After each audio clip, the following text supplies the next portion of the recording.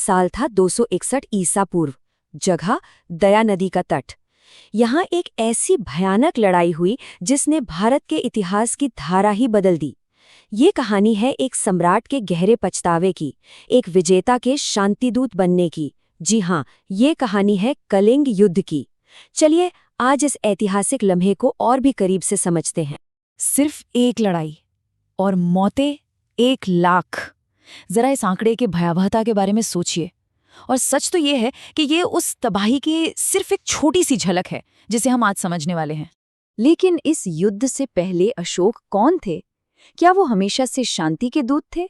नहीं, शांति दूत बनने से पहले उनका एक और ही रूप था। एक ऐसा रूप जो अपनी क्रूरता के लिए जाना जाता था। अपने शुरुआती शासनकाल में अशोक को चंडाशोक कहा जाता था।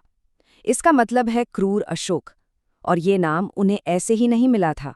ये नाम मौर्य साम्राज्य के बेरहम विस्तार की वजह से उनकी पहचान बन चुका था। देखिए, अपने दादा चंद्रगुप्त मौर्य और पिता बिंदुसार के नक्शे कदम पर चलते हुए अशोक ने साम्राज्य का विस्तार जारी रखा। और उनकी सेना, वो तो विशाल थी। लगभग 6 लाख पैदल सैनिक, 30,000 घुड़सवार और हजारों की तादाद में युद्ध हाथी। अपने शासन के सिर्फ 8 साल के अंदर ही लगभग पूरा उपमहाद्वीप उनके कदमों में था। लेकिन एक राज्य था जो इस विशाल साम्राज्य के सामने सिर झुकाने को तैयार नहीं था। एक आखिरी चुनौती, और उसका नाम था कलिंग। आज का जो उड़ीसा का इलाका है वहीं था कलिंग, एक बहुत ही अमीर और खुशहाल राज्य जिसकी अपनी एक शक्तिशाली सेना और नौसेना भी थी। ये सिर्फ अमीर नहीं था बल्कि स्ट्रेटेजिकली भी बहुत जरूरी था, क्योंकि इसके पास बड़े बड़े बंदरगाह और व्यापार के रास्ते थे। अशोक के लिए इसे जीतना अपने साम्राज्य को पूरा करने का आखिरी मगर सबसे जरूरी कदम था। और बस इसीलिए 261 ईसा पूर्व में अशोक ने कलिंग के खिलाफ अपना सबसे बड़ा सैन्य अभियान शुरू कर दिया। ये अभियान दया नदी के किनारे एक बहुत ही भयंकर लड़ाई में बदल गया। और ये जो आंकड़ा है ना, 1,00,000 मौतें, ये किसी इतिहासकार का सिर्फ एक अनुमान नहीं है। ये खुद सम्राट अशोक का कबूलनामा है जो उन्होंने अपने ही शिलालेखों में दुनिया के सामने रखा। लेकिन तबाही सिर्फ मौत तक ही नहीं रुकी। 1.5 लाख लोगों को उनके घरों से निकाल दिया गया, उन्हें देश निकाला दे दिया गया। ये सिर्फ आंकड़े नहीं हैं, बल्कि उस दौर की असहनीय पीड़ा की सच्ची गवाही है।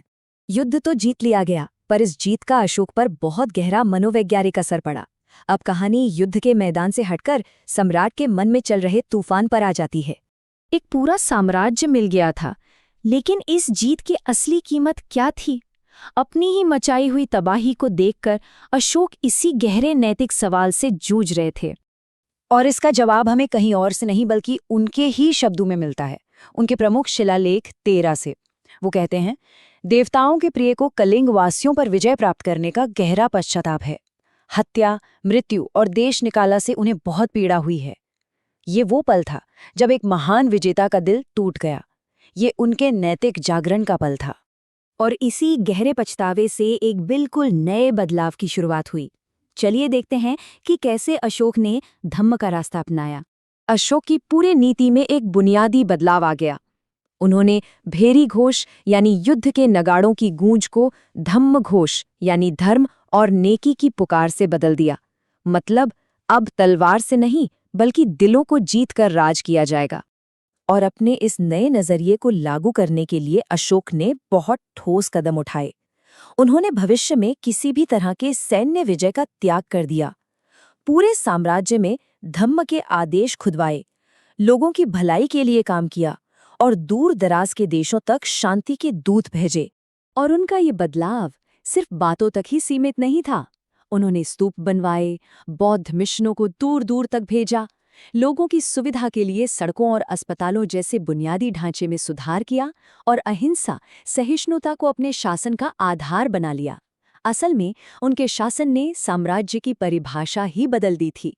तो आखिर में ये सवाल खड़ा होता है, क्या ये युद्ध अशोक की सबसे बड़ी भूल थी या फिर उनका सबसे बड़ा सबक? कमाल की बात है कि एक क्रूर जीत ने इतिहास के सबसे दयालु साम्राज्यों में से एक को जन्म दिया। शायद यही कलिंग युद्ध की स्थायी विडंबना और विरासत है।